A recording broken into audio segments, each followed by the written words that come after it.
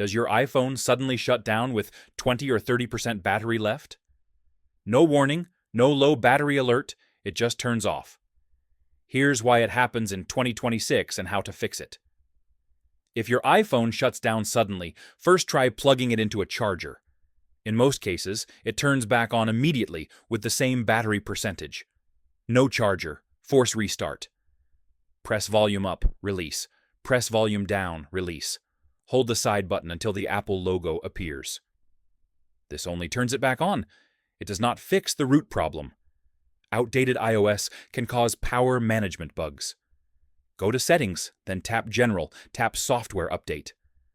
If an update is available, install it.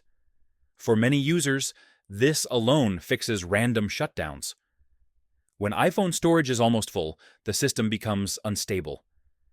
Go to Settings, then tap General, tap iPhone Storage. Delete large apps, videos, and unused files. Low storage can cause freezes and sudden shutdowns. This is the #1 cause. Go to Settings, then tap Battery Health. If maximum capacity is around 80% or lower, the battery can't deliver peak power.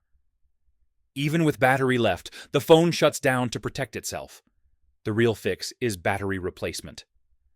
A new battery restores stability and performance. Enable low power mode to reduce shutdowns temporarily.